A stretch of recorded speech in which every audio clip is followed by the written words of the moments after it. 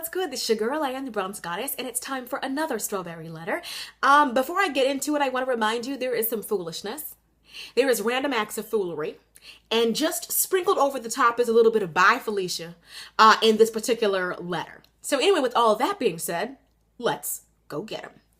I give you permission to use my letter. Okay, I am writing you because I saw your strawberry letter about a woman who wants to keep her husband from divorcing her. I felt like you were talking to me.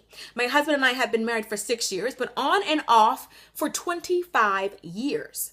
Since I was 18. He's 8 years older than me. We just got back together in March of this year because he had had a 7-month-long affair with another woman.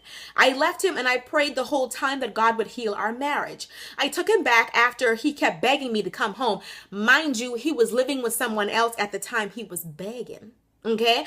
I took him back and I thought things were going well until several evenings as we were watching TV, he is texting someone.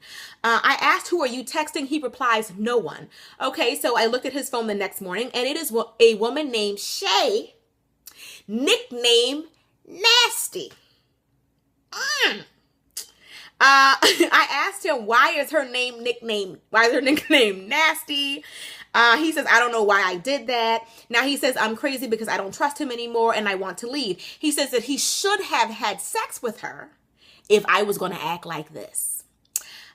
She went to her pastor and her pastor says that they could really use some counseling, but she's pretty much sure that she wants to leave. I'm going to summarize it right here. Because she's saying that there has to be something to this woman named Nasty.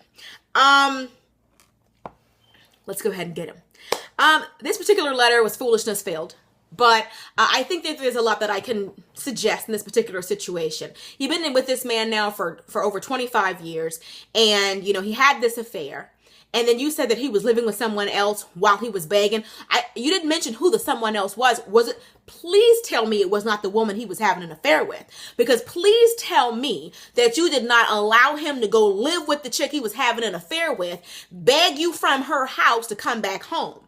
Because that basically means that you gave him 7 months off to check out of your marriage, and then you want him to clock back in. Please tell me he was living with a male friend, living with his mama, living on his own. Well, you said somebody else. Who is this right here? That right there is crucial, and that's key to the story. Please tell me you did not take this man back after he realized that the grass was not greener over there with the other woman, because there's no way. That would have been a deal breaker for me. If you better not, I don't care if you got to live in your car, buddy. You better not go live with the chick you cheated on me with. But anyway, that's neither here nor there. My whole thing is, no, you're not crazy. And the fact that he would even suggest that you're crazy, I mean, he's exhibiting the same behavior that got him caught in the first place. So what's crazy about that? You found out that he was cheating, I'm pretty sure. So what makes him think that your antennas aren't still up and you're not still kind of, wanting to make sure that he's not going into, falling into old habits again? No, I don't think you're crazy, not one little bit. You have every right to be suspicious. And when somebody makes a mistake, you have every right to take as long as you want to take to decide to forgive them. I've talked about this before, but trust is like a wall.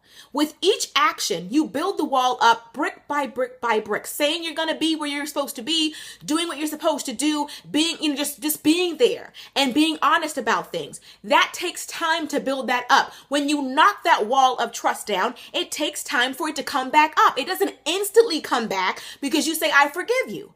They still have that hard journey of building your trust back up brick by brick by brick. And if he's not willing to do that, then I don't suggest that you take him back. He's the one who did something wrong. Don't let him get you with this whole Jedi mind trick. You didn't do anything wrong by catching him. And when you looked in his phone, did you not find something? It's not like you looked in his phone and kind of find out, or you keep looking and you keep not finding anything. Every time you look, you find something.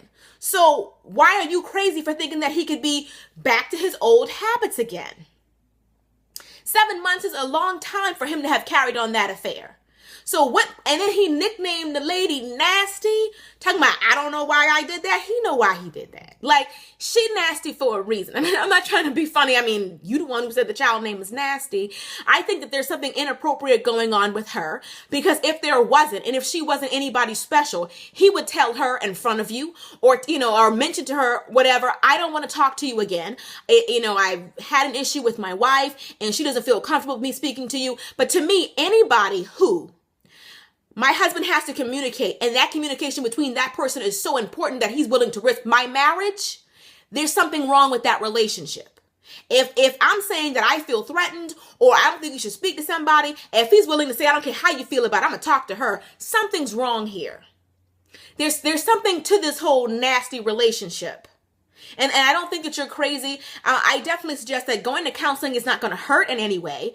But I think that you have every right to feel however you want to feel. If you want to forgive him, forgive him. If you don't have to. You have biblical grounds to leave your husband. He has committed adultery. So I'm mentioning this to you because you know I'm a Christian, number one. And number two, you said you talked to your pastor about it. You don't have to stay with him. And I hate when, and I'm just going to be honest and blunt. And I know some of you will not agree with me. I'm going to still keep it real and say what I want to say. It's my opinion. Opinions like belly buttons. If you are a married Christian person and your husband commits adultery, you have an out.